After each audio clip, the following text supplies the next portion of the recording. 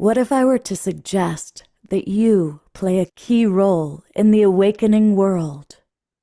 And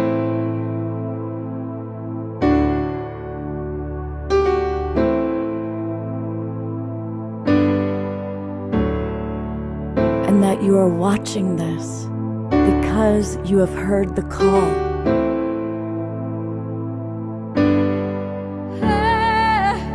We can start right now by opening our hearts and minds.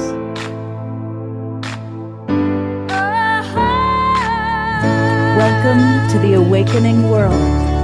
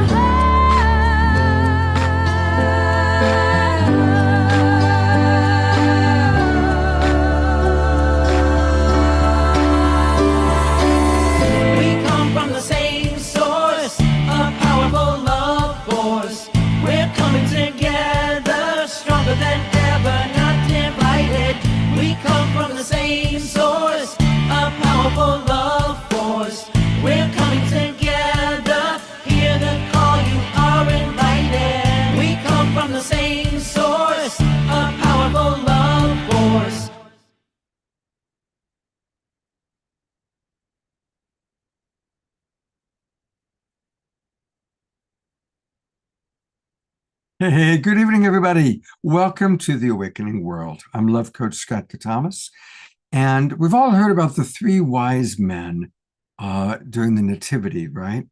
Well, tonight we're going to meet three wise women, and I mean that sincerely. I think most of us agree that it is time for the divine feminine to rise and be heard, especially given the current shift that took place this week in terms of what's happening in Washington, D.C. and around the country. More and more and more, the voices of the wise women need to be heard. And we have with us three very, very wise women. I'm going to do big introductions a little bit later, but just so you know, we have with us Anistara, one of our favorites. Of course, she's been on the show before. And we've also invited back Lisa Barnett. And we have a new friend, Astra Fox. So these are our three wise women. I feel humbled to be in your presence. Definitely look forward to the wisdom that you have to share. And of course, as always, we love to start our show rocking and rolling with my beloved brother, the co-host of the show, Omashar. Take it away, brother.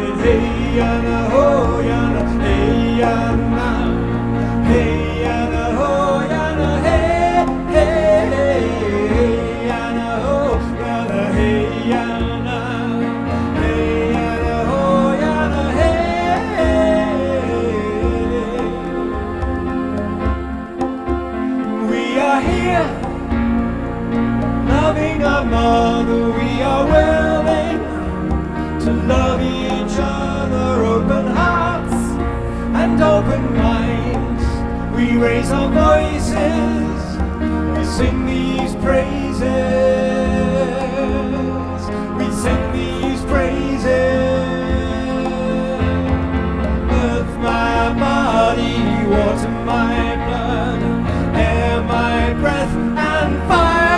spirit, earth, my body, water, my blood, air, my breath, and fire, my spirit. Hey, and oh, and hey, and hey, and oh, and hey, hey, and oh, and hey, and hey, and oh, and hey. One more time. Earth, my body, water, my blood, air, my breath, and fire, my spirit. Earth, my body, water, my blood, air, my breath, and fire, my spirit. Hey, yana, oh, yana, hey, yana, hey, yana, oh, yana, hey, hey, hey, yana, oh, yana, hey, yana, hey, yana, oh, yana, hey.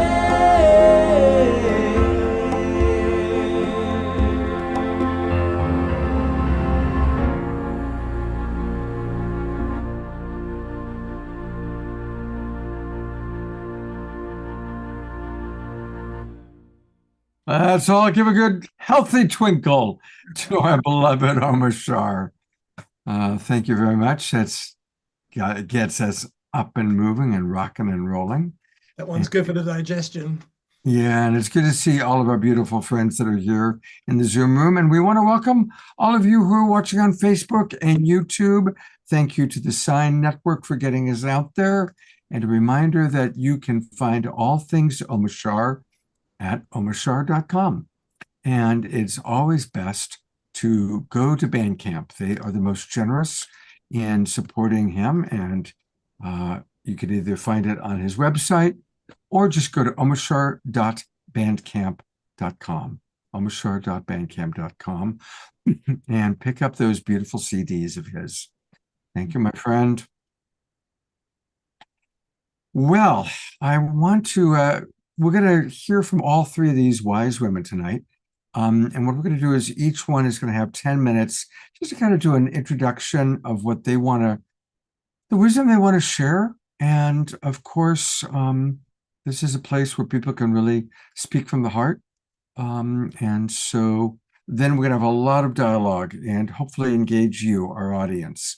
So we're going to start by introducing Anistara. And you know her. She's been on the show many, many times. We love this woman. She is the mother of 1111 Unified and Ascension University. She's an international best-selling author, transformational speaker, and I love this part, an Ascension integration mentor. Yes. Now that's the world we're living in, right? Think about that again, an Ascension integration mentor. Yeah. And so we need that now. And welcome back to the Awakening World, Anistara. Oh, thank you, Scott. It's such a pleasure to be here. Hello, family. Hello, community. Hello, world. Wow, we are really living in an awakening world. So much is changing. I was on a call not long ago with Deborah Giusti and a woman that was channeling one of our dear friends, Celestine Starr, that passed a couple of years ago. And she said, when you look at 2025, you can't look at A plus B equals C because the answer won't be C, the answer will be blue. So we are going through really pivotal times. And myself, as a multidimensional being of light here in service to humanity's awakening and our planetary ascension, it is one of my missions and my purpose is to help those who are on the awakening path, in the ascension process, to integrate their higher self, to really ground their 5D reality vision into this 3D body. And I find that so many people are struggling with certain challenges and ascension symptoms. Now, let me explain what those are. They could be a ringing in the ears. It could be an aura migraine where light passes across your eyes and you can't do anything but sit down and have the gift of presence. You might be seeing and hearing things. You might have your psychic abilities starting to come online. And when that happens and we go out into the default world, we might be judged by others as crazy. How many of you have felt that? Like maybe you're feeling a little isolated because your blood family or certain friends just don't get you anymore. You feel misunderstood and you might feel a little alone because of it. Well, you're here with us today, family, and we are all in this awakening together. And so, what do we do to really begin to start to integrate? Well, my technique is called the Ascension Integration Technique. And I take my clients through a beautiful process, starting with receiving love, like really creating the foundation of self love and compassion and trusting yourself. And then we move into how do we resource ourselves in these pivotal, really accelerated times? It's like so many people use the phrase, I just don't have time, or I don't have enough time. And so I walk them through something called the timelessness technique, where we condense time and space and you have more spaciousness for your creative projects, for your self care. And then we move into what I like to call discovering your superpowers, taking those ascension symptoms, problems, or challenges, and transforming them into your new earth superpowers. It's all about a mindset shift. It's all about shifting your perspective on what's happening to you to what is happening for you. Because all of these challenges and struggles are there for you to grow from. They are there, they're your point of, it's a catalyst, that's your point of transformation. And so when you begin seeing the gifts, or I like to say, you're digging for the gold in the shift. And when you begin to really realize that these are the things that you are cultivating to become your superpowers for the new earth and to step into your leadership, whether you're an aspiring mentor, coach, guide, or you just want to lead by example for your family, for your community, somebody who is living a life on purpose, following their heart and their mission, being in integrity and accountability and love and compassion and peace, and just emanating that light out into the world. Because each time you go out into the world and you do this, you're giving other people's permission to shine their light brightly as well. And then we go through so many other processes. One of them I love is called the Discover Your Dharma formula, where you really begin to see, like, this is what I'm passionate about. This is what I'm really good at. Like, these are my skill sets. And this is what the world needs, or what I see that the world needs that I can offer. And this is how I can actually bring abundance and reciprocity and prosperity into my life. And we begin to mold and find your dharma, your purpose, your life mission statement, so to speak. And then from there, we begin to create a roadmap of the life of your dreams. We call it the Life of Your Dreams Manifesto. Because the more that you work on this and the more that you envision this and the more that you tell your subconscious, it's safe for me to manifest and create these things in my life, the closer it comes to you. The more that you vibrate at a higher frequency and you're fully embodied as your higher self in your 3D body, then you begin to magnetize those people, places, things into your life in a much swifter way. And so how many of us want to learn about discovering our superpowers? Would you like to know your newer superpowers? Do you want to feel on purpose? Do you want to live a life on mission?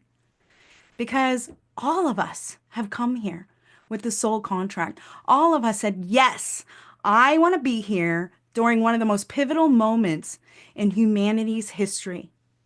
The evolution of our planet waking up. We are reaching the tipping point. The 100th monkey effect is coming soon, where the truth is coming out, disclosure is happening, and all of us are waking up to the truth of all that is, which is we are all interconnected. We are all one. And as we begin to live a life from that embodiment of the deep knowing that truth, then we know that everything we say, everything we think, everything we do ripples out into the world. It really does. Thank you, Scotty. Yes, yowza, right, Heather? Susan? Amanda? Loving it. So, friends, what I wanted to really share with you today is, where are you being led to? A lot of us are being led to ley lines, sacred sites, chakra points on the planet. We're feeling called home, so to speak.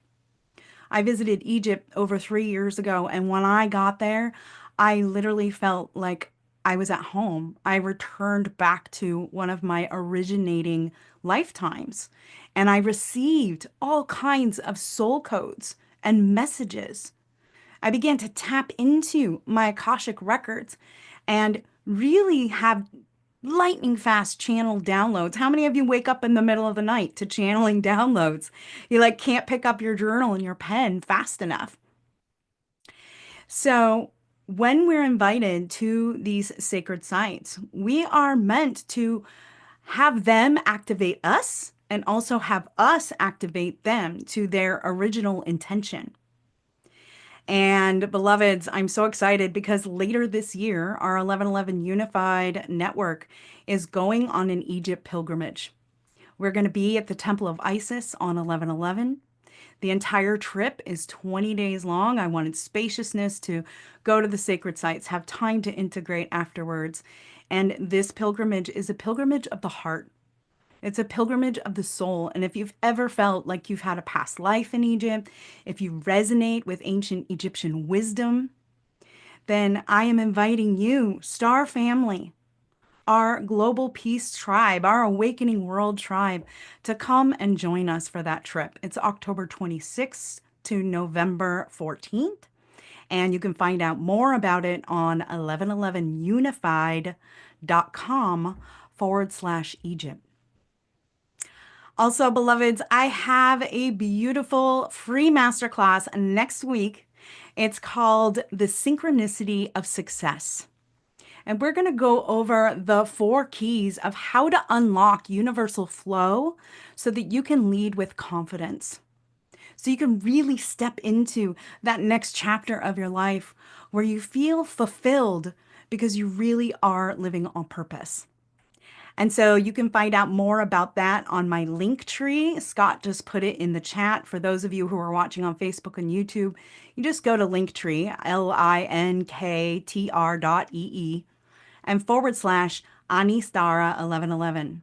Thank you, Scott. ANISTARA 1111. And there you'll find the free masterclass. You'll also find our upcoming Awakened Leadership Initiation. This is our level 1 group coaching course at the 1111 Ascension University. And it's for those of you who are on the verge of the next chapter of your life. And you really want to have that clarity of purpose. You really want to become empowered and confident and believe in yourself. And you really are ready to step into your leadership role and begin defining what that is. Because you're here for a reason. And now's your opportunity to live the life that you're meant to live. So Scott's showing the website. You could see some of the client success stories, etc. So, beloveds, this year is going to be so powerful. Can we feel it, right? 2025. Are you ready to thrive in 2025? And for those of you who are feeling the call or you want to lean into this program or the Egypt initiation, you can contact me at anastar1111@gmail.com. And I'm going to put in the link to an opportunity to book a free sacred activation session with me. This is where we'll have a heart-to-heart. I'll find out what are those problems and challenges you're faced with. What are your goals that you want to accomplish? And I'll help you create an action plan to set you in motion to success. So I'm really looking forward to having some one-on-ones with some of you. And we're going to have lots. I've already made about 5 questions for you. Okay, great. So I love it. Your energy is so beautiful, and Aww. and Thank you, I see Scott. a lot going on in the chat box right off the bat. So Thank you, Amazing. Anistara, and we'll see you in a little bit. Okay, wonderful. All right. Well, she brought the frankincense, and here's the one bringing the myrrh, perhaps. And this is Lisa Barnett. And Lisa helps us to understand all about the Akashic records. And of course, we'll take a look at her website, Akashic. She's the founder of the Akashic Knowing School of Wisdom. She's taught thousands of students worldwide how to access their own personal soul guidance from their Akashic records. She's written 4 books. Her latest book is Akasha. She's been doing this for over 30 years. And she also does Akashic record channeling and quantum healing. So, Lisa, we've known each other a long time. We've both been at it for quite a bit. And it's wonderful to have you back on the Awakening World. And, please share with our audience, how do they access the Akashic records? What's that really mean? Hey, absolutely. Thank you, Scott. It's always a joy to join you and everyone here. I'm thrilled to be back. So it really is a wow time in the world. And I always kind of laugh. I feel like I've been waiting for this time to come around for seriously like over 60 years. I'm like twiddling my thumbs and talking to spirits on the other side, the Akashic record keepers, waiting for this moment. And it really feels like we are at that the precipice of change, and we have the ability to change our lives, to create a new earth. And I really believe that with the help and the support of the Akashic records, it will be so much easier than we may have imagined. So the Akashic records are part of source energy, which is, of course, part of the quantum field. And so the thing that I've really come to dive into over the years and teach my students is that nothing is written in stone.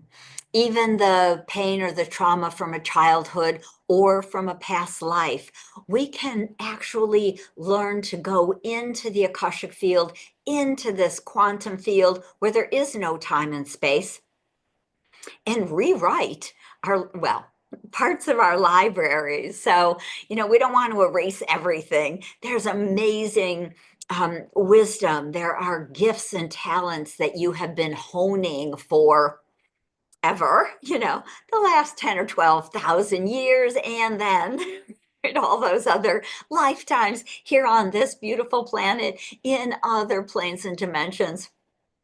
The record keepers always say that everyone is a starseed many times over. Really, none of us come just to Earth, which I always think is such a good thing to know. It's kind of a relief to me, right? Because this has not always been the easiest planet to live on. So for me, the Akashic record keepers kind of tapped me on the shoulder about 30 years ago, and they said, it is time to re-anchor the Akashic energy on Earth. They told me that they had pulled the vibration of the Akasha away from the planet during the Dark Ages because we literally misused the information we could get in the Akashic records, for our own good, not for the good of all, but just for our mostly personal good and desires. And so the record keepers realized this wasn't the time during the Dark Ages to have people accessing this information. They pulled the energy away. And then in the kind of late probably 60s and 70s, they started tapping people on the shoulder and saying, hey, it's time, right? We're right here at this phenomenal stepping into the age of Aquarius, which is why I say, I've been waiting for this now for most of my life. But they said, really, once we can re-anchor the energy and it becomes more accessible, then they asked me to start a school and to teach people how to access their own Akashic records, because they said it's a phenomenal empowerment tool for everyone. So they gave me what I refer to as the 5-step wisdom prayer system. And I will actually be teaching a 1-day workshop right here in Marin County, where I am. I think Scott's here, or very close, at the big live expand event. So I am doing a full day teaching to teach you how to access your own Akashic records using this 5-step wisdom prayer system. And so there are beautiful access keys to move you into the Akashic field. There are healing prayers to help us to clear and release what no longer serves, as well as many, many different types of tools that the Akashic record keepers have given us. And to me, one of the profound pieces of accessing the Akash right now is that as we can move into this quantum void, into this energy of no time and space, into this place which is pure, infinite possibilities. It is, right, no thing and everything. And so my desire is to truly teach you, as I teach you to access your records, the memory of who you've been through millions of lifetimes in this multi-dimensional world, how to access and reclaim gifts, how to release old patterns and challenges that no longer serve us, and then how to truly use this quantum field to shift and build our new earth. Because in this space of source, in this space, we are the creator beings that we really came to be. We are able to access this expansive vibration of the all, to be part of source, the quantum and the Akash, and really start from there in creating our new earth. And so it's a beautiful, phenomenal time in history. I am so excited to hopefully see many of you at this Expand conference. There will be 6 of the spiritual authors who have written books for Common Sentience is a beautiful series of spiritual books. Mine is Akasha.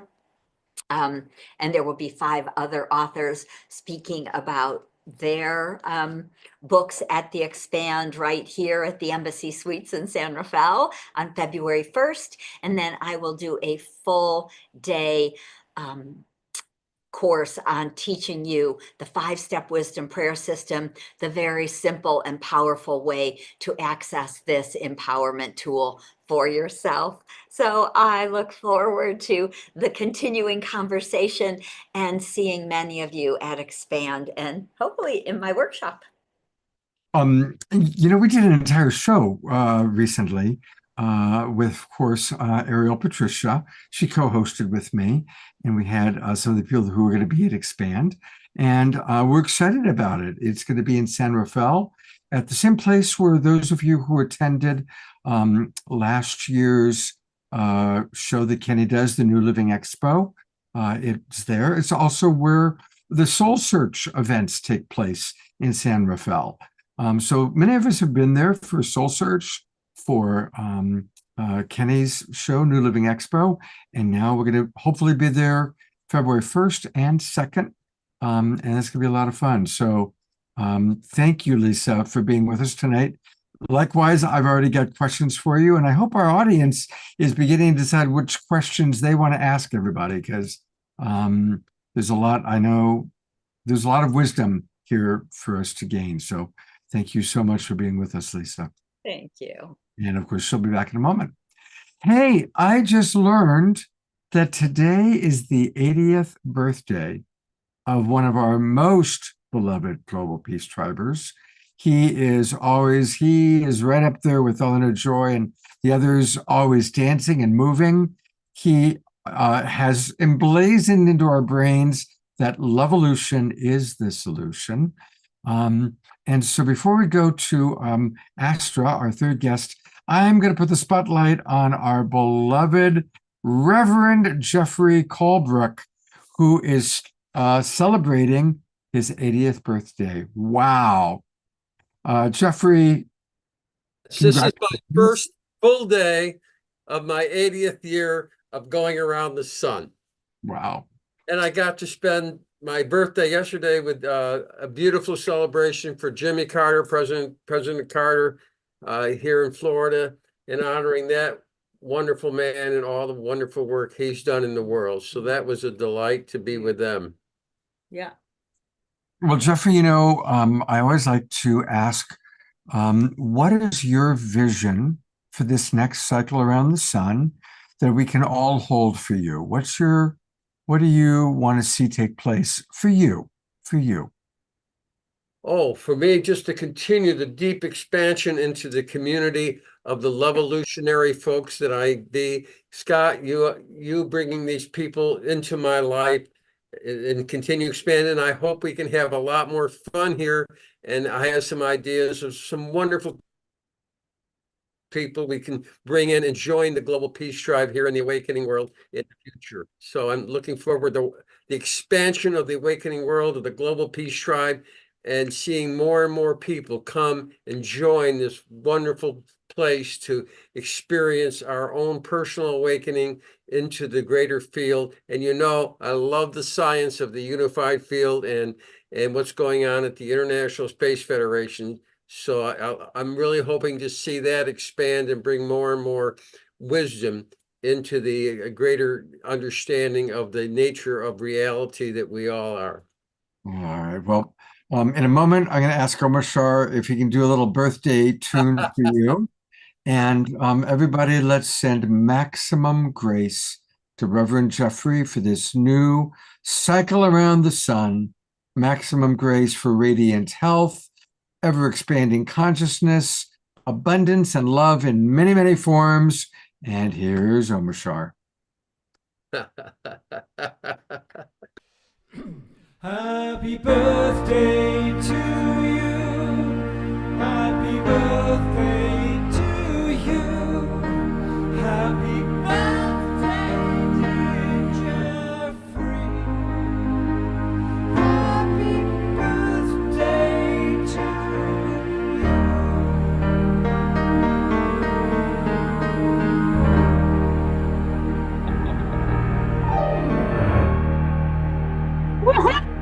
All right. Looking forward to sharing the next 80 years with you, my friend. And longer, actually. Eternity, brother. All right. Well, that's a fun, spontaneous. Thank you, Omar Shar, for jumping in there so quickly. Hey, we have a new friend joining us tonight, and you're going to love her. She is a delight. This is Astra Fox, and she is going to bless us with some music. She is our other musical artist this evening. And just a little bit about her. She's a Northern California-based folk and pop vocalist, singer-songwriter, and a spiritual life coach. And she is dedicated to helping creatives, that's all of you, heal, grow, and align with their joyful purpose. Through soulful melodies and uplifting lyrics, her music inspires transformation and possibility, while her coaching empowers clients to break through the blocks holding them back. By blending mindset coaching, subconscious release techniques, and purposeful music, Astra guides others to unlock their unique gifts and confidently share those gifts with the world. Astra, thank you. Thank you for being on the planet. Thank you for being a big part of the awakening world, as well as this awakening world. And I'm going to bring Heather up for a quick second, because Heather is who introduced me to you. So thank you, Heather, for making this connection. Is there anything you want to, let's really embarrass Astra. What do you want to share about her? Oh gosh, there's like, I don't know, nothing really like embarrassing to share about Astra. She's just always such a delight. The first time I met her was through a messenger. Somebody connected us that we'd get along. Before we knew it, we were putting together a workshop for life visioning, vision board workshop. And that was the first time we met in person, was at the actual workshop we created. So Astra's just such an inspiration. Her songs are the soundtrack to my best life, is what I always say. Oh, that's beautiful. The soundtrack Yeah, to your best life. Well, yeah. thank you, Heather, for making the connection. And My now, honor. sir, we get to meet you a little bit. Thank you. So since it's your first time here on the show and you're a virgin to the awakening world, tell us a little bit about your life's journey. Thank you so much, Scott. Thank you, Lisa. Thank you, Anistara. Thank you, Heather, for making this introduction. And thank you for all of you for welcoming me into this community. It's just so vibrant and I feel at home here. So thank you so much. It's my honor. Speaking about wisdom, I gained a lot of wisdom, like some of us, from digging for that gold through the shift, as Anastara said.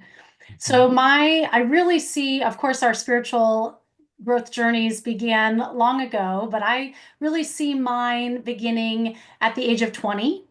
I got married very young, and it was a very toxic relationship. I was very codependent, and my husband was dealing with mental illness. There was drug use involved, and our short marriage ended in him passing away. I was 2 weeks from my 21st birthday, and I felt like I had been in this tornado of this toxic relationship that just stood still the day that he died.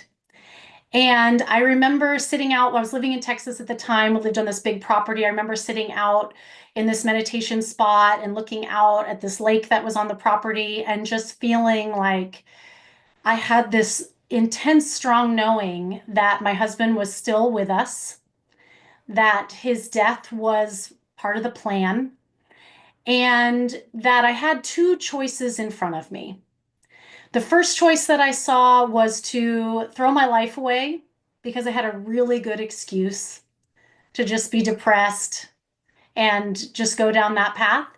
And I saw this other path in front of me where I could make my life as amazing as possible to have his death not be in vain.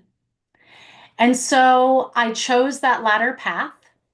And it wasn't an immediate, healing. It wasn't a miraculous healing, but it was a beacon of hope that I made the decision to not let becoming a widow at the age of 20 define me forever. I was going to overcome it and allow it to be a catalyst for my personal and spiritual development. So, what that looked like immediately was really sitting with my grief. I was determined to heal and not stifle what I was feeling, stifling my emotions. And what ended up happening naturally was me picking up my guitar. I've been playing guitar since I was 16, singing since before I can remember, and songwriting about as long. Yet I'd put my passion for music on hold for the codependency of that relationship. So what happened in the wake of his death was I found myself alone, picking up my guitar and pouring my grief into really sad, tragic songs. And what I know now in retrospect is that what that did for me was it truly allowed me to sit with my emotions, process them, and allow them to work through me and transform. And so I continued on my seeking journey for self help, spiritual community. I was following my intuition, following the breadcrumbs of my intuition. And I got really into Abraham Hicks, manifestation, started really learning how my thoughts are what create the reality around me. And I had this little idea. I thought, wouldn't it be cool to write happy songs that weren't cheesy? See, I had these beliefs that happy songs were cheesy. I only write songs when I'm depressed, and that songs only come through like a bolt of lightning that I can't predict and I never know when it's going to happen or come through. So I ended up changing those stories. I identified what those stories were and how they were holding me back in my creativity. And I decided I can write songs that are happy and aren't cheesy, and I can write music on demand. And so I started a little practice for myself, a little intentional practice to write music that was positive, uplifting, that was singing about the future I wanted to create for myself versus the past that I was healing from through the sad songs I was singing over and over and over again. If you're an artist, you can understand, like, you spend a lot of time with your creations. And I was spending a lot of time with those sad songs about that failed relationship. So I put out my first album. After deciding to change the story, I started channeling these uplifting songs, and my first album was called The Calling because I was really stepping into this calling. I was being called to sing this music from my heart and share my music in a really powerful way to inspire people. And so I started singing songs about people pursuing their dreams and living their life purpose because that's what I wanted to do. And then I learned about this profession called life coaching. And I realized, oh, I don't just have to sing about people following their dreams. I can actually give them the tools and support them in taking action on them. And so I became a life coach. And so for the past 5.5 years, I've been coaching and developing a process for merging my music with the skills and tools I've learned from coaching. So I like to call myself a mindset alchemist. I love working in mindset and those decision points of where we're choosing to believe something versus what is possible for us, and how our subconscious mind really dictates the possibilities that we see in the world, how we can become aware of those things, and how we can rewrite them and reprogram them. So one way that I do this is through my music. Thank you, Heather, for your beautiful testimonial saying that my music is the soundtrack to your best life. My music is absolutely designed for people to embody their own life purpose and make the songs their own, apply them to the truth inside of you so it can become your own medicine. One of the ways, in addition to writing what I call more traditional songs, that I support people in finding their joyful purpose is through something I call musical mantras. Musical mantras are simple affirmative songs that are designed to rewrite the neural pathways in your brain so you can empower yourself for your dreams and your purpose here. And so they're little catchy songs that you just sing as a spiritual or personal growth practice. Allow them to get stuck in your head. Our subconscious mind learns from repetition. And so it's a simple and effective way to empower yourself with new thoughts that turn into your belief systems, which then turn into what you prove to be true in the world around you. Is anyone resonating with this? Yes. What I love about musical mantras, affirmations are great. However, musical mantras, pairing music with the words that you want to empower yourself, there's a magic sauce in there because music brings about emotion. And what I know about energy and the field of energy around us is that when we add an elevated emotion to thoughts, it expands the attraction point. And so it is a fun and simple way to empower yourself. Change the thoughts that you're telling yourself in your brain. When you sing what it is that you want to see for yourself, you sing the words that you want to create for yourself in your outside world. So I've developed a process where I coach clients to identify what are the subconscious beliefs that are holding them back. I'm a master practitioner and practitioner of neurolinguistic programming and hypnosis.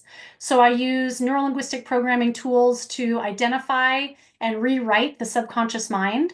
And then I've developed a process also to write custom musical mantras for my clients to empower them for the exact precise thoughts that they need to believe to overcome their limiting beliefs and empower their joyful purpose.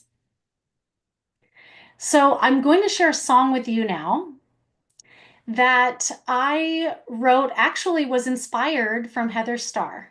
When we met, I had been dreaming about starting a self-help book club, And when someone connected us through that messenger app, she's like, oh, I have this book club, the Soul Seeker Sisterhood.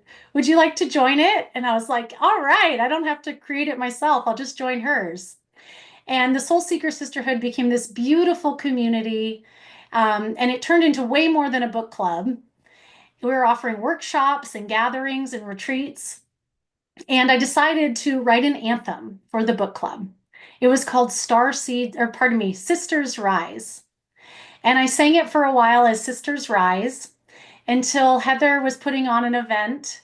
And she said, and it was for Starseeds, the event was for Starseeds. And so she said, what if we sang Starseeds Rise instead of Sisters for this event? And it's been Starseeds Rise ever since. So would you all like to hear it? Absolutely. Thank you so much. All I feel just like so welcomed. All right. I want you to see my guitar a little bit if you can. Yep, that's perfect. All right. So this song is for all the star seeds.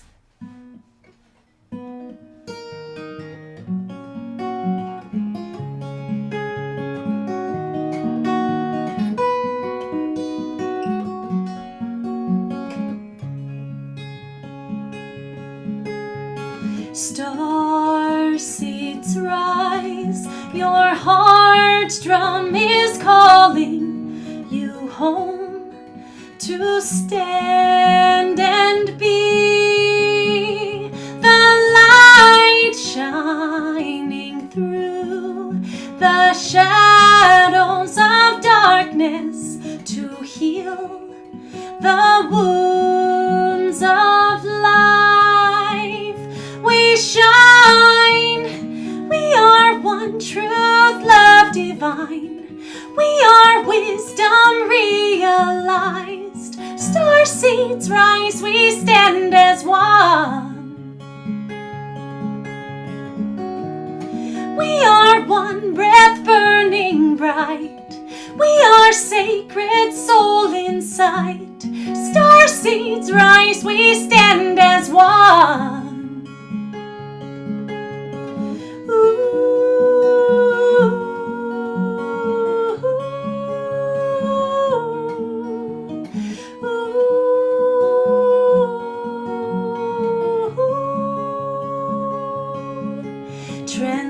Transcendent truth, your heart's constellation, a symphony of light.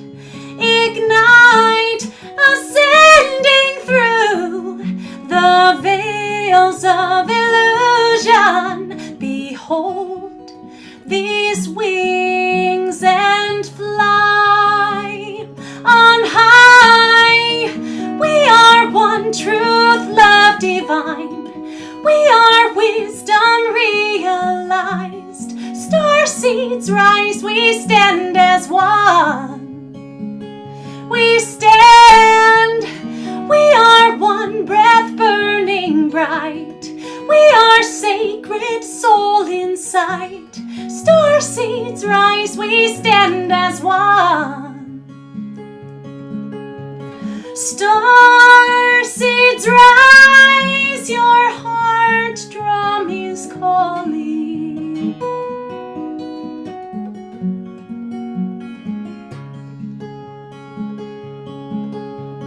Star seeds rise, your heart drum is calling.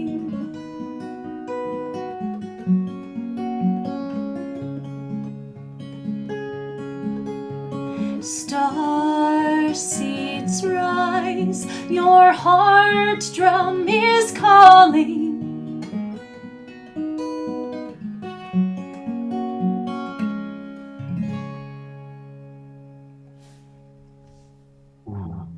I'm going to go to gallery view for everybody to just send some love. I didn't want to go to anywhere but just focusing on you and those beautiful words. And I think people in the audience are totally relating to it. I'm going to read some of the comments coming in. Susie Karasik writes, full body chills. Heather says, yes, those are truth bumps. Reverend Jeffrey, who we just celebrated, says, absolutely delightful and inspiring. iPhone, even the iPhone comments saying, I love this song. And this is important. Serenity Grace writes, Astra, your work has changed my life and my life purpose. Your coaching and tools pushed me into my greatness. Every time I hear your music, it truly is my medicine and it helps my entire family. Wow. And more and more comments coming in. Perfect song for our times. Tiara writes, yes, me too. A universal truth has been spoken.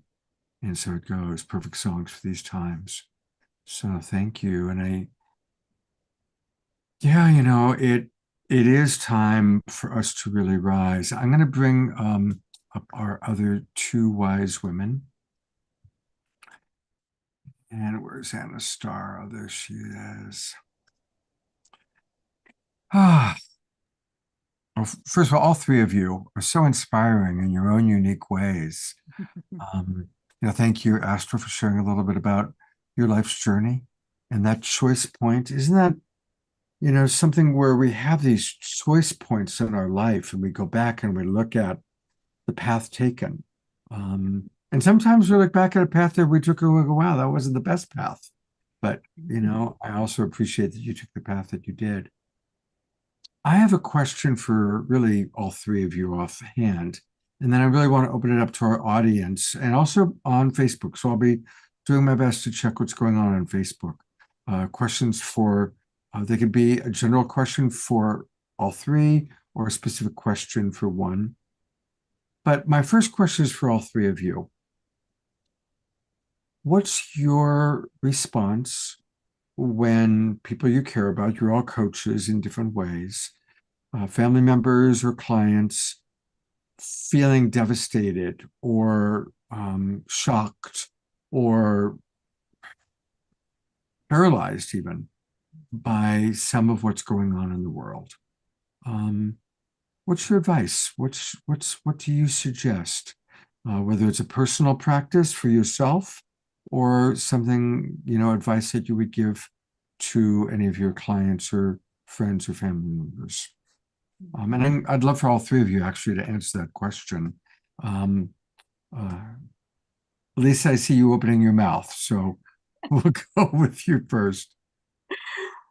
I feel like my advice is kind of relatively simple because, again, we are the creators of our world. We are the creators of this universe. And so my advice is always to come back into your heart and to remember the great truth of who you are as an infinite soul, as a wise soul with thousands and thousands or millions of lifetimes, and to be able to call on some of those memories, some of those gifts that you've had. And of course, not everybody that I talk to is that familiar with the records or maybe even believes in the Akash, but really just coming back to that place of love. And of course, I always remind people that, we're creating our life every day, every minute, so when we turn off all of those screens, when we come back into nature and meditation and the love of the people around us, then that can really help to shift our view of the world kind of more easily. So Thank you, Lisa. Thank you. Anastar, I'm going to go to you next. Yeah, I mirror exactly what Lisa just shared. Because we're the creator of our world, our heart knows the truth, regardless of the propaganda or anything that we're seeing in the outside world. We can really tune into our truth. So one of the very simple tools that I share with my clients is your body pendulum. So just like a pendulum, right? Your body tells you yes or no. So you can put your hand on your heart and just ask, what is my yes? Mine is a lean forward or a spiral to the right. And then you say, what is my no? right? And it's usually lean back for me. And then you make a statement. My name is Anistara, and you feel the yes, and you say, I'm wearing a white shirt, right? And that's a no. And so when you're watching something and you're hearing what's happening, you can really just tune into your heart and be like, is this true for me?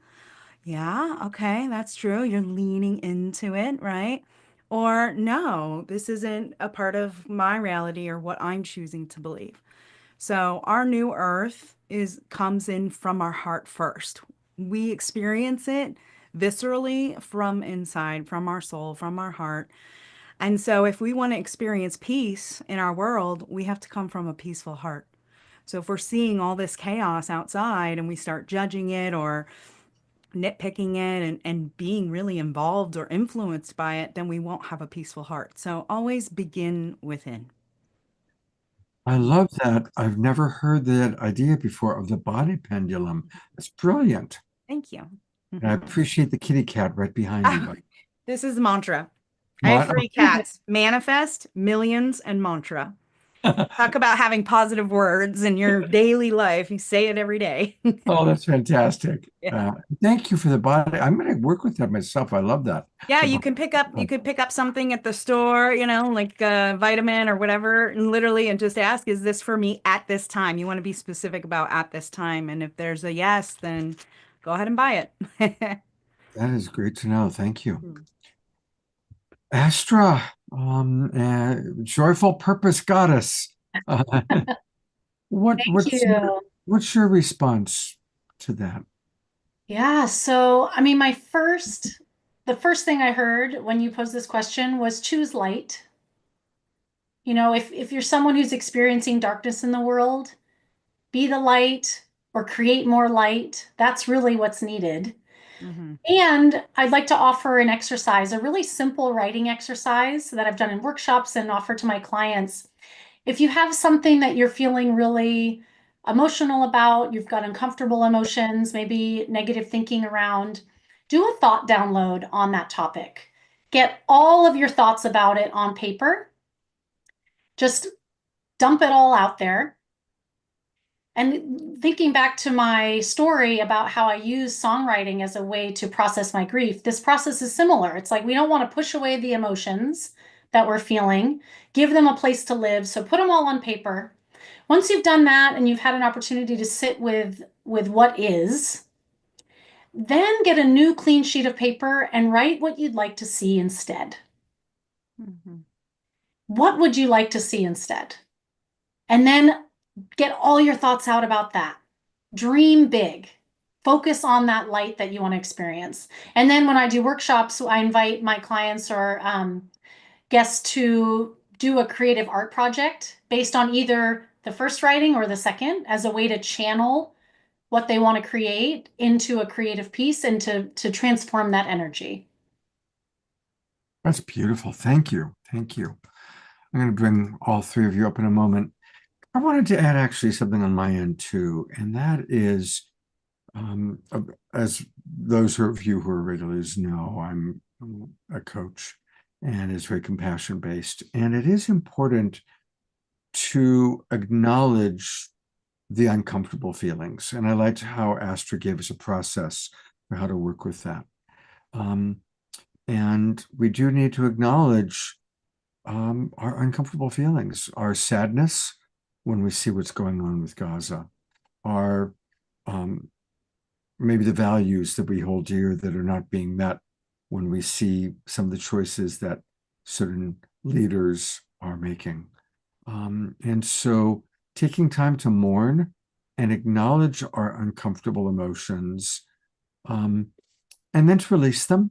And I think, again, Astra's process of doing that is a wonderful, wonderful way. So I just wanted to add that because sometimes we can jump too quickly to the positive, and then people that aren't there yet need more empathy. And as my mentor, Marshall Rosenberg, taught, always start with empathy, always start with compassion. So, all right, I'm going to bring our three wise women back up. And we actually have a question from Renee on Facebook. which is, do any of you believe in the bifurcation?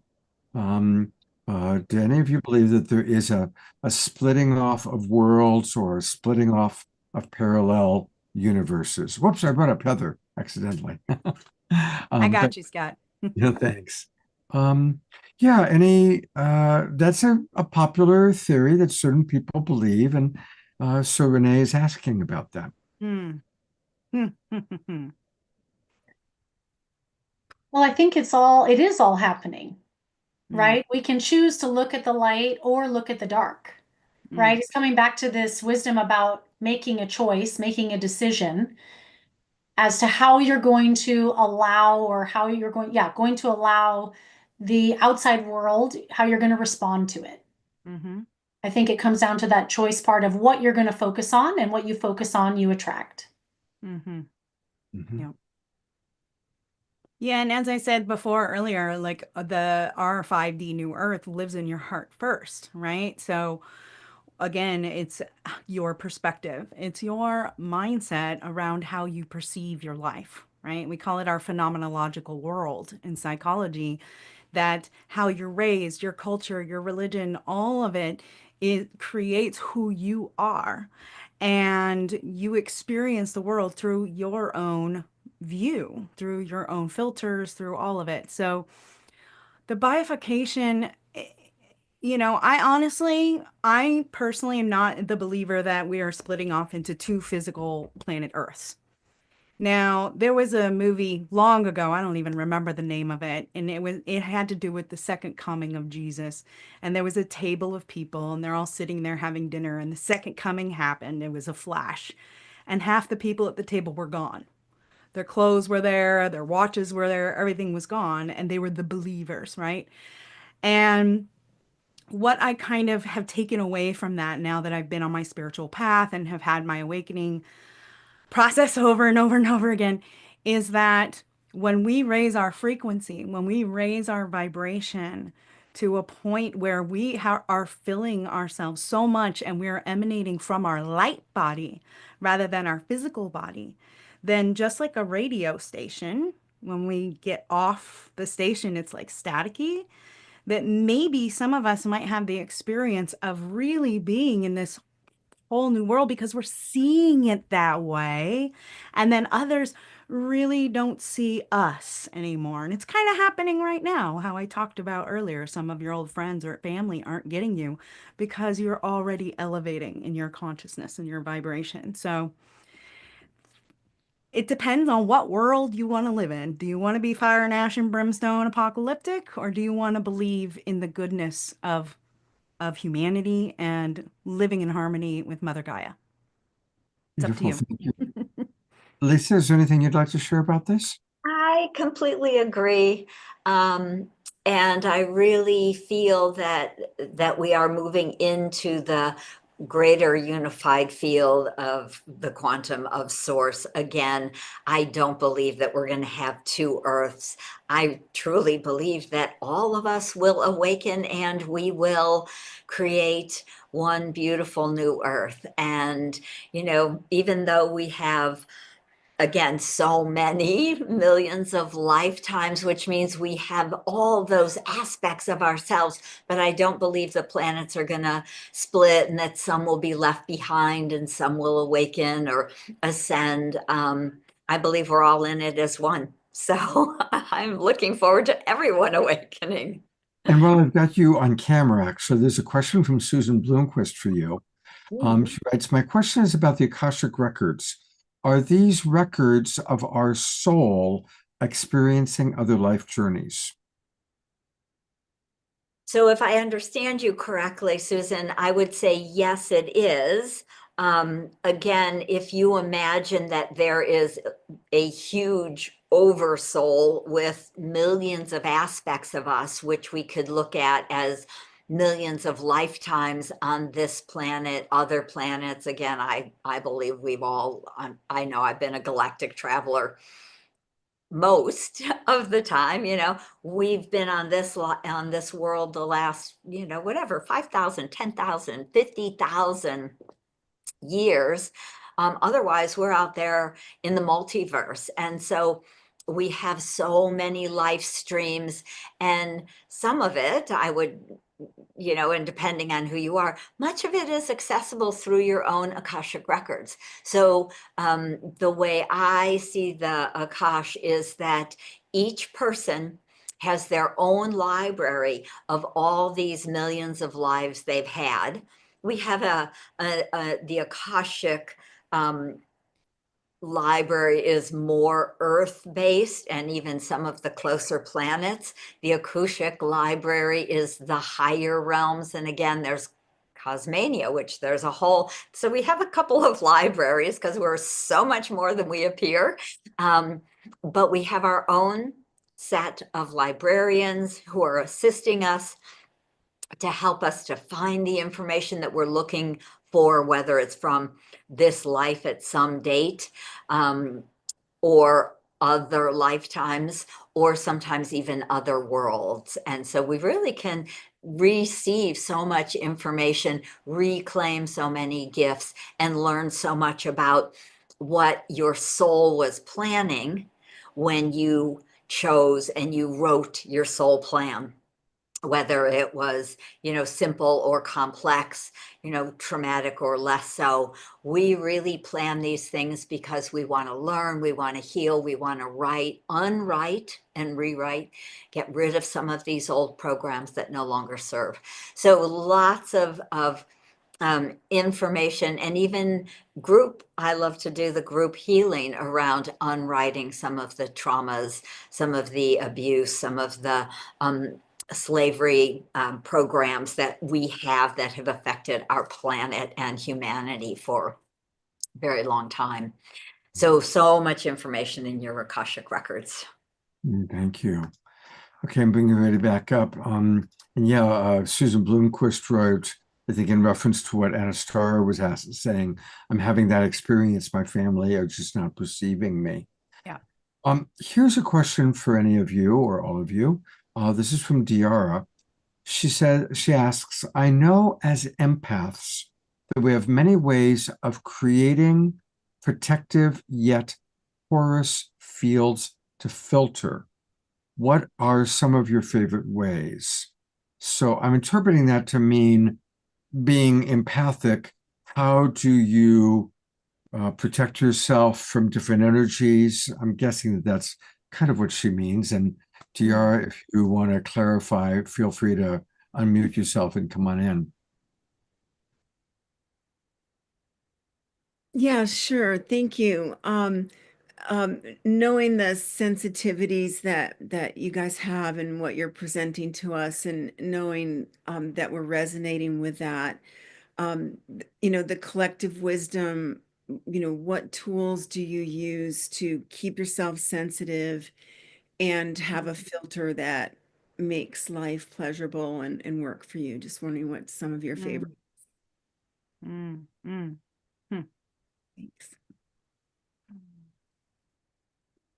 I can share first. Thank you, Diara, for your question. I think first I would offer having a tool or a way of regulating your nervous system. Breath work is one of my favorite tools as a way to regulate my nervous system. Taking brisk walks if I'm feeling an elevated emotion, moving my body is a really great way to move that energy through. And then another tool I offer to my clients, and that I've used quite a bit myself, is just creating an orb of white light around myself. So going into a space where there might, a family space, as was the example given, or a place of business where might not be aligned thinking. I'll set the intention beforehand that I'll be surrounded by a white light orb, and set that intention that my energy is going to be protected, that I will be able to connect with others in a really authentic and genuine way, but I'm not going to be picking up any of their emotions or energies. Yes. Yeah. Yeah, and I'll jump on the tailcoat there. I have right here on my water bottle. I don't know if you could see it. It says Rainbow Shield. right? So practicing that rainbow shield. There's also a sealing up practice where when you come home, you can, well, first of all, when you go out into the world, you can have something with you, a quartz crystal, something that can transmute any of the energies.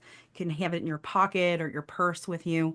And then when you get home, if you really feel like, whoa, I just took on a lot, like I really felt the collective when I went to the city or wherever you went, that you can come home, take a saltwater bath and some essential oils, put your feet on the ground, bare feet. We love to earth, right? Get your feet on the ground. A technique that I teach my clients, I call it the connection formula, and I won't share exactly what it is. It does involve being in nature, really tuning into listening to her, listening to your higher self, and again, that body pendulum, the truth. So as empaths, we can feel the collective even when we're away from it. I live on 11 acres in the redwoods, and there are days like election day that I just felt it, and I was sad and I was angry, and I just did a catharsis dance. I would just turn on the music and rage it out, pull my hair and scream and punch something, right? And then, of course, there's those beautiful musical mantras. Heather wrote a song called I am safe and protected, surrounded by angels. Call them in, right? So remembering that you're protected. Mm-hmm. I love that. That's I have to hang out in your redwood acre. Yes, please. That is that's so beautiful. So I have never considered myself one of the more grounded people in the world. And so what the record keepers had suggested to me a very long time ago was to really learn to be the sovereign, the queen of my body, my physical body, my energy field, my auric field. And so they gave me just simple tools, one they call the tripod grounding system, to help to ground, roots from both of your feet in a nice grounding cord tail. And then we fill up with our highest Akashic energy and golden light. And so I love to see it. They always say, be the sovereign. You want to be solid from the inside out. And so I'm filling my body with my highest golden cosmic energy. My energy field becomes a beautiful golden egg. And then we literally make a rainbow shield by activating the layers of the aura. And then the final layer really is just our intention that no one and nothing is allowed into my field without my permission and my consent.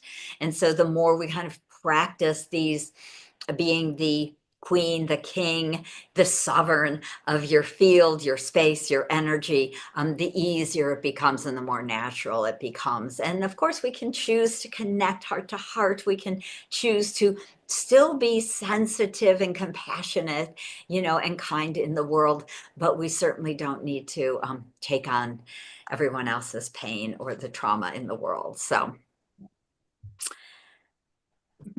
Thank you. Beautiful. You guys are speaking all that. I can feel all the energy shifting and swirling. Thank you, Scott. Thank you, everyone. Yeah. Thank you. Good question, Tiara. Thank you.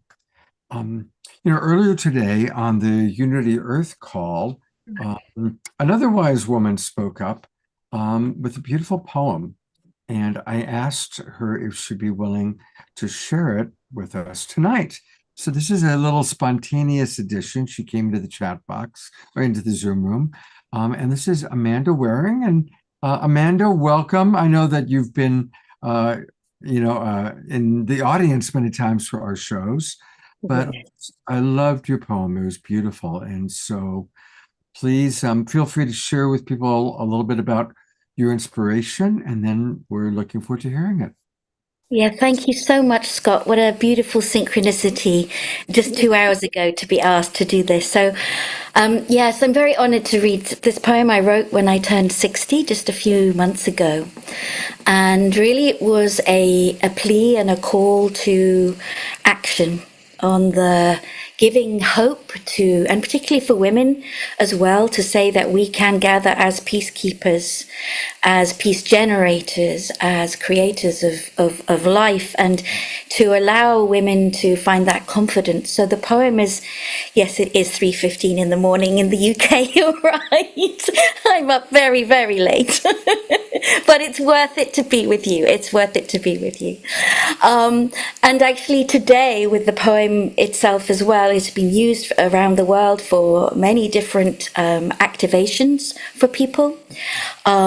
But there's also a film that goes with it that we launched today, but it wasn't showing so well on Unity Earth, so I'm a little bit anxious about showing the 7-minute film. But it's with Flags of One Family and Colours in Motion, and it's a beautiful, meditative, contemplative version of the poem, allowing the messages to land.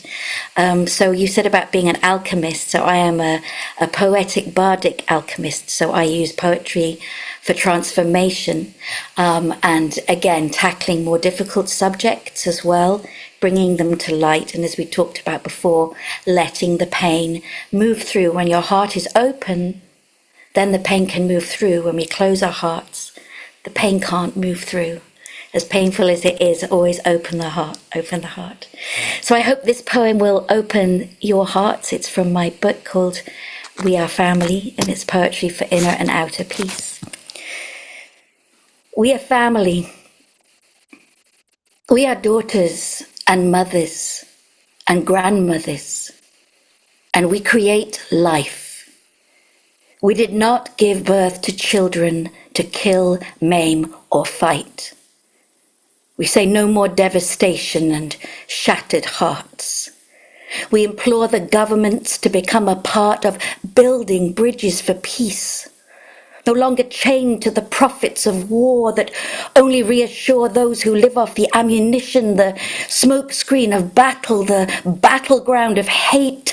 Make love, not war. We swore to honor our brothers and sisters. We are family. We are family. Drum this to the world. Strum this to the world. Peace is possible. War is impossible as an antidote to unity. Let's become one community, where peace is held at its center as a sacred right, where we no longer have to fight for rights to be heard or seen, where a Department of Peace Building allows us to intervene in the ways of tolerance and kindness, moving us from blindness into balance. We are family. We are family. Let's move away from autocracy towards a true democracy, remembering our interdependence and making non-violence a priority. Let's ungun America, shun the dogs of war, restore communication and recalibration. Let's shift into the celebration of our shared humanity, creating a culture of peace where the vultures who pick at the spoils of war are shown what hands are for, to reach out, brother to brother, sister to sister, father to mother. We are family. We are family. We stand for peace. We dance the release of grief. We cry our pain for those who have lost their lives again and again and again. Oppression, suppression, depression, starvation. Let's move into an activation of solutions, a heart-based revolution. Peace is possible. We have to bring it into being by seeing it in our future. Drum it into life, not drums of war, drums of celebration, not his story, but her story, our story. Not glorifying war, but honoring peace and the release of the shackles of blame and shame as we regain one love, one family. We are daughters and mothers and grandmothers, and we are stepping up and stepping in. A rainbow hoop of all colors and all nations, not dying for war, but living for peace. We are family. We are family. We are family.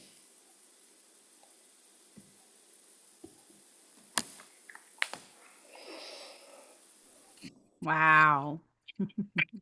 Thank you. Thank you. I can't hear you, Scott. Sorry, you're muted.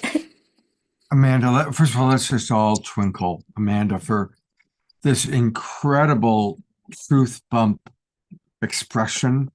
And your delivery is so powerful and so passionate. So here's your Global Peace Tribe family appreciating you, because we are family, and of course appreciating our big family that's out there. And Amanda, please put into the chat box the link where people can watch the video. Yes. I'm And not that great at this kind of thing, but I will do my best and give it a second. And also, yes, if you go on Amanda Waring, so it's Waring Films on YouTube, then there's a lot of my poetry on there. But I'll put the link to the, there's very different versions of the poem. So I've done an ecstatic rap dance version of it to allow it to reach a younger audience. And then, as I said, with Flags of One Family, there's a contemplative way, and my vision is that it reaches around the world again and again. So thank you for this opportunity. Bless you, Scott. God bless you, Amanda. Thank you so much for this. Just beautiful. Thank you. Thank you. Well, fortunately, we have, because that's a hard act to follow. But fortunately, Astra has agreed to do a second song for us. So the inspiration continues, and I'm going to turn it over to you, Astra. It's so wonderful having you with us tonight. Thank you so much. Thank you. I'm just loving being here with all of you, and I'm just so grateful for this opportunity. And thank you, Amanda, for speaking your truth. I think it's so important right now is for us to speak our truths about what we're feeling, what we're experiencing, and the vision that we have for peace, the vision that we have for a loving world community. And so I'm going to share a song now. It's the last and final song on my new album, My Own Medicine.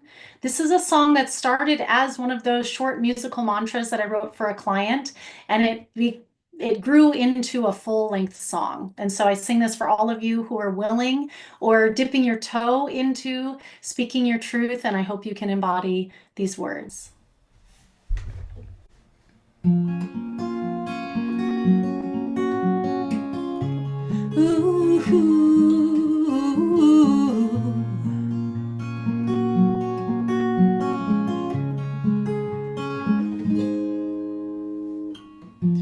I speak my truth like a melody.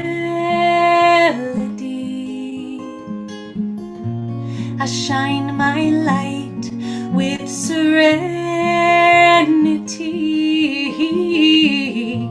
I'm showing up authentically.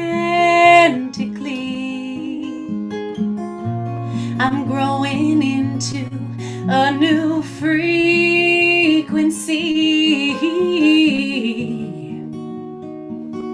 When I use my voice, I am releasing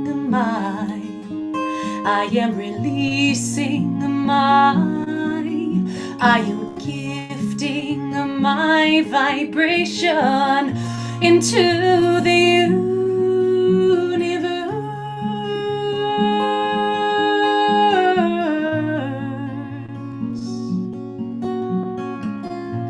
I dance my truth like an easy breeze. I show my strength with humility. I'm stepping up for humanity. I'm flowing into a new resiliency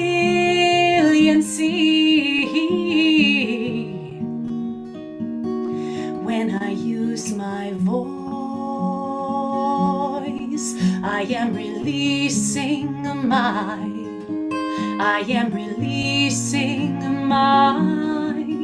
I am gifting my vibration into the universe.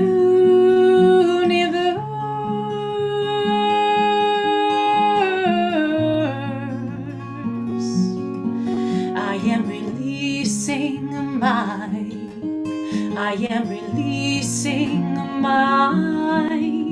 I am gifting my vibration into the universe.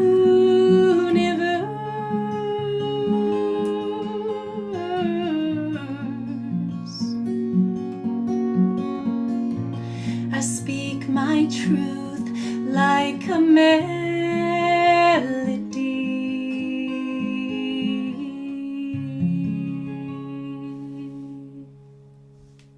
Oh, gonna get a gallery view. Let's send lots of love. What a beautiful, beautiful soft song. And I want to let people know some very important things. She has a new album out. Of course, the song we just heard, both of the songs from tonight are on this album. Starseeds Rise is the second song. And then the 12th and final song on the album is what we just heard, I Speak My Truth. And her album is called My Own Medicine. And I've put the link into the chat box, or people on YouTube and Facebook, just go to Spotify and look up My Own Medicine. And then there's also something I'm really excited about. I would love to meet some of you in person in Sebastopol, where she's going to be doing a concert. Astra's going to be in concert at Soft Medicine. We love Soft Medicine. Many of us were there for the Twin Ray experience last year. And it's going to be next Thursday, January 30th. And I can do that. I'm free that evening. So I'm going to go buy my tickets. And I would love to meet some of our Bay Area friends there. Thursday night, January 30th, doors open at 5:30. And it goes from 6 till 8. And Soft Medicine is a wonderful, wonderful place. You can eat there. They have good food, healthy. And Astra, I'm looking forward to coming to your concert. That's going to be just delightful. Anything you want to share with our audience about that?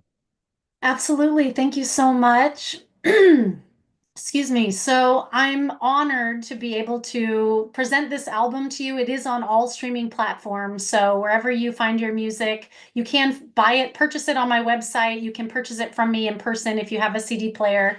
It is really beautiful, the album artwork. If that's something that you want, I can sign it for you. Christy Kiley did the photography. Heather Starr did the album artwork. So I'm really proud of that.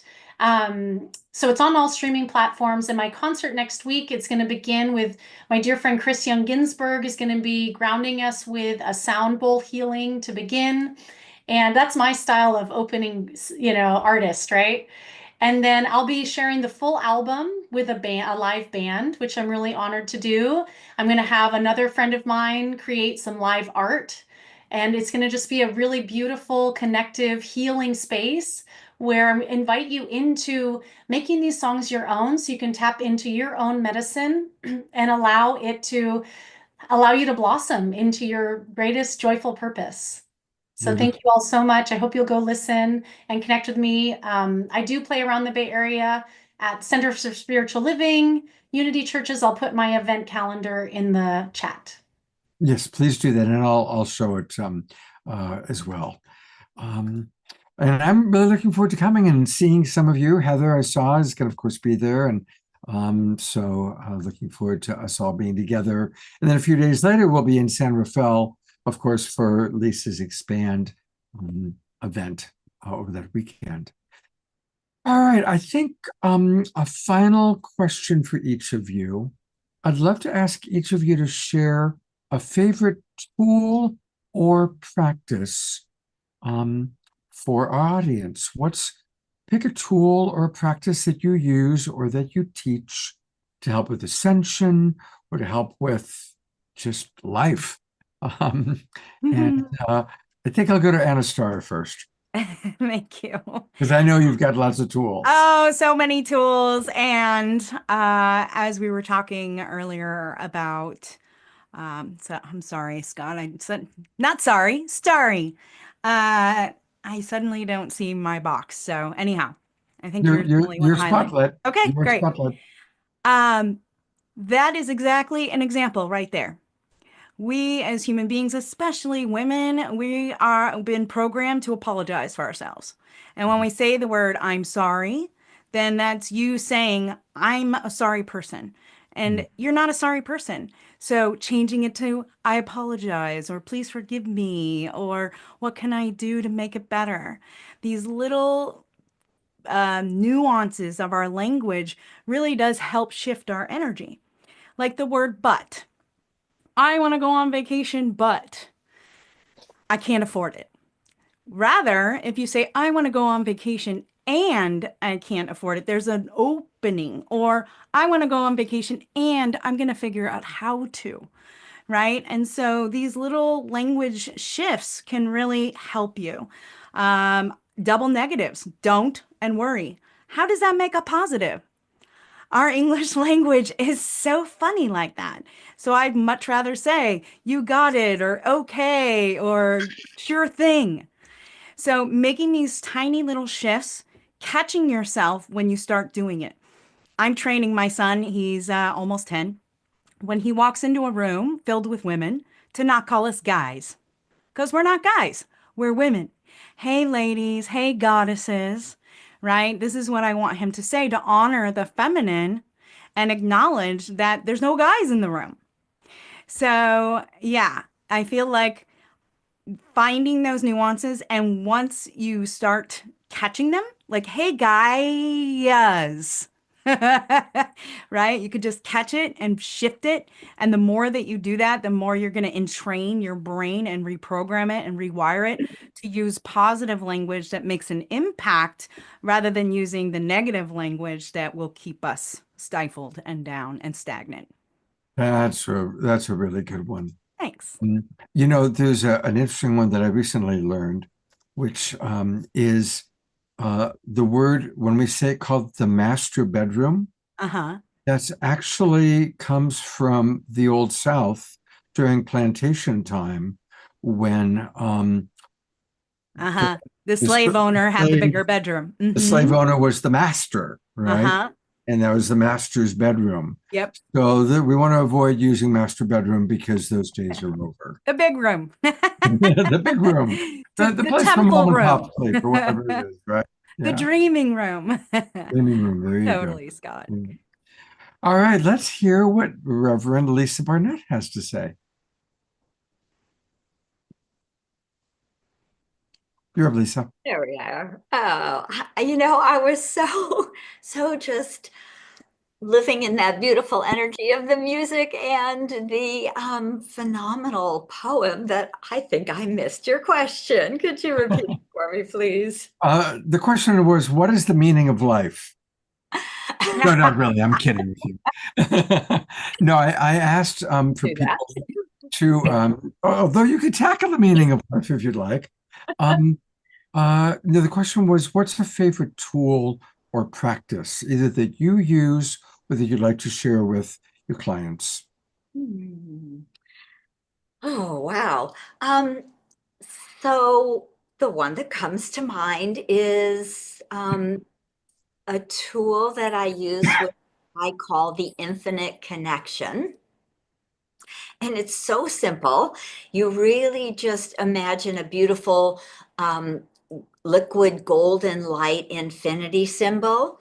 And what I started to do, I have 3 kids and a husband and 2 cats and a dog. And I would literally imagine all of my my family, and sometimes I really spread it out to my beautiful, amazing 95-year-old father and his partner, right? So just bring all of, instead of kind of bringing the family into a bubble, which I also do, but I just would connect heart to heart, with each and every one of them. So each one got a beautiful golden liquid light infinity symbol from my heart to their heart, just connecting in this very beautiful flowing energy of light and love, non-invasive like the old kind of chords are.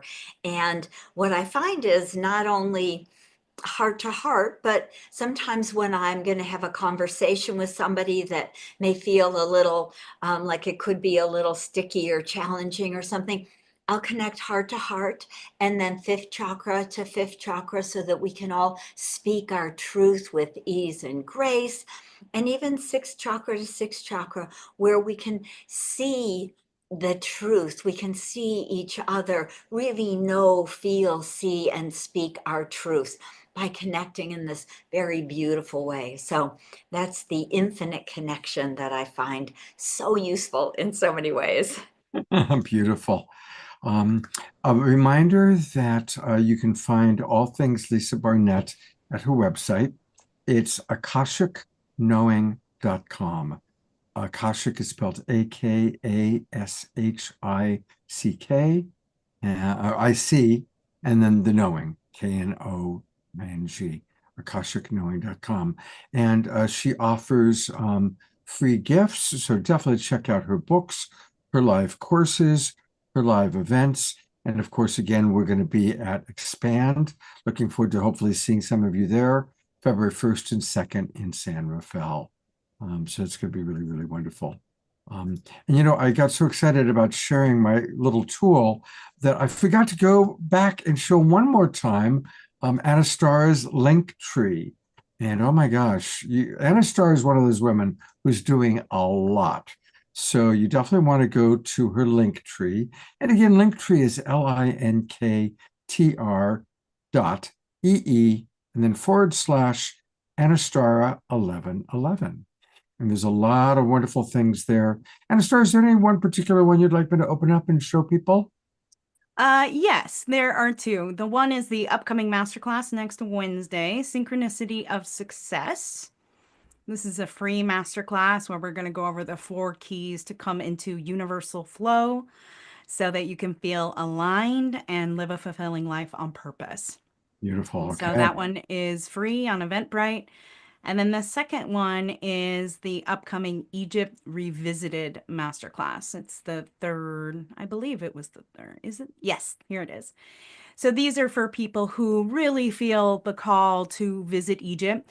You come to this masterclass, you learn more about tapping into your soul codes at the sacred sites of Egypt, and I will share more about our pilgrimage that will happen later this year. And so that's a free class. And that is February 22nd on the portal day, 222 at 2 p.m. Pacific time. Beautiful. Thanks. I want to really acknowledge Anistara. I had the opportunity to collaborate with her. Many of you attended the fundraising that we did right after the election on November 9th. And Anistara, we had already kind of put together the core team for that. And Anistara came in and she made it happen. This woman is a force of nature. She was like a hurricane who came in and just handled so many of the black and white details that needed to get done for that to be a success. So thank you, Anistara. I really respect your beautiful balance of masculine and feminine energy. Thank you. Yeah, it was a pleasure to work with you on 1111 for Unity Now. And who knows, there's more coming soon. Sure, there will be. Thank you so much, Anistara. See you soon. My pleasure. All right. I always feel like Dorothy at the end of The Wizard of Oz. And Scarecrow, I'm going to miss you too. Saying goodbye to all of our 3 wise women tonight. And of course, finally, we have got Astra, our newest friend. And Astra, is there a tool or a practice you'd like to share with our audience? We really dropped into your music, but you're also a coach. So this is a chance for people to get a little taste of a little homeopathic dose, perhaps, of your coaching medicine. Well, creativity is one of my favorite tools. And so, as we know, we're all creative, and your creative expression is unique to you. So, for me, it's song and music. To some of you, it may be cooking a meal or planting your garden. And so, what I would recommend you do, again, like I said, with that thought download, focusing, doing the thought download for what you don't want to see, and then spending some time writing what you do want to see. Use that as a creative practice. Channel what you do want to see into that meal for your family. Channel what you do want to see into creating a gathering with your community. Use creative tools as transformation tools for, I see creativity as a mental health tool. And so I think one of the reasons that the collective is suffering so much is because creativity we've been separated from it. And so I invite you to create just for the sake of creating. We are most like source when we are in creation mode. And that's why it feels so good to create something out of nothing, to create a song out of nothing, to create a human out of seemingly nothing, right? And so I invite you to look out into your life and what can you create. It doesn't have to look like a song. It doesn't have to look like visual art. It's unique to you, and creativity is one of our God-given tools that we can use to transmute energy. So take advantage of that. And so I use song with my clients. I also created the My Own Medicine Transformation Guide. So this is actually a lyrical coloring book. And so every page has the lyrics for the album and a page to color.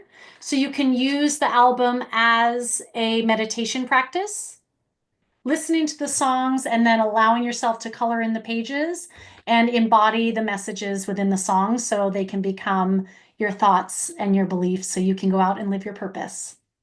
Fantastic. And speaking of living your purpose, let's take a look at her website. Oh, whoops, I was on her website a moment ago. There it is, joyfulpurposecoaching.com. I want to make sure that I've got that up. So her coaching website is joyfulpurposecoaching.com. Make sure you put in your name and email address so you can stay connected with her. And it's now taking me to another place. So I'm going to go back to you. But thank you, joyfulpurposecoaching.com. And I'm sure that people getting coached by you are very blessed. George Noble, who I imagine will be at your concert, he lives close by there, writes, her creativity is channeled during each of her songs. Absolutely. And Reverend Jeffrey writes, reality as we think it exists is not so much the static state as it is a process of potentiality, continuously expanding and transforming so that information can increase. Lovolution is the solution. And it is wonderful to be with you, Jeffrey. We love you so much. I'm going to bring up all of our people one last time, including Amanda Waring, who it's, God knows, middle of the night in England. Thank you for being with us, Amanda. Thanks. It's been another wonderful show. I'm going to bring up Omashar in a moment. And I always let people know what's coming up. I actually don't even have the poster made for it yet because we just added a new guest. But this Saturday night, we're going to have Vivian Chauvet. Oh, love her.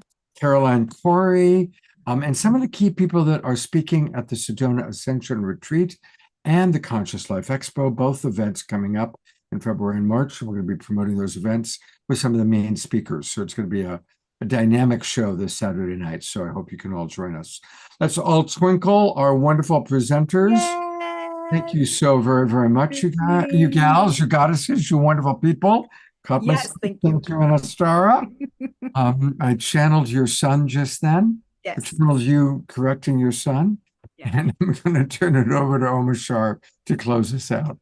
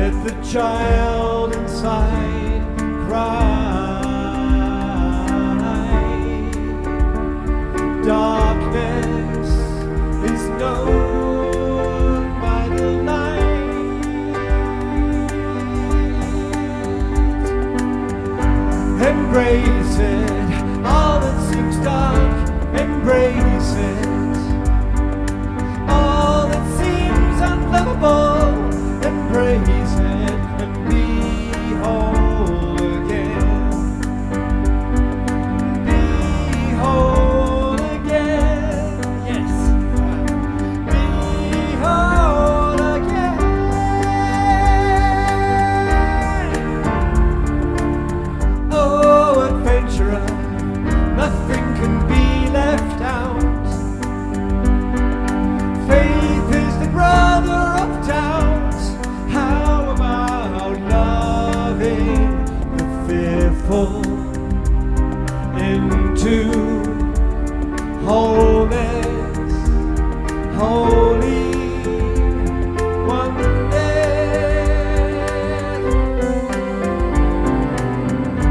Embrace it, all that seems dark, embrace it. All that seems unlovable, embrace it and be whole again. And be whole again. Be whole again.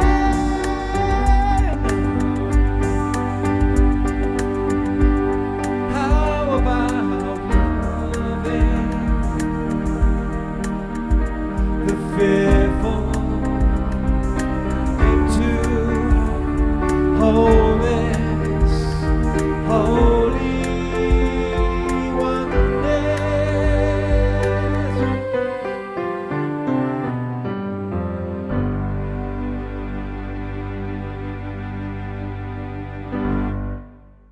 Beautiful. I love those purple pom-poms, Astra. Those are awesome. That's fun. That's how I celebrate my clients' wins. Oh, that's great. You are the purplish cheerleader I've ever seen. I love it. Well, thank you, Omashar. Thank you, everybody, for being with us. It's been a really, really great show. And thank you for the wise women in our world. I hope to see all of you on Saturday night. Take care, everybody. Have a beautiful, beautiful week.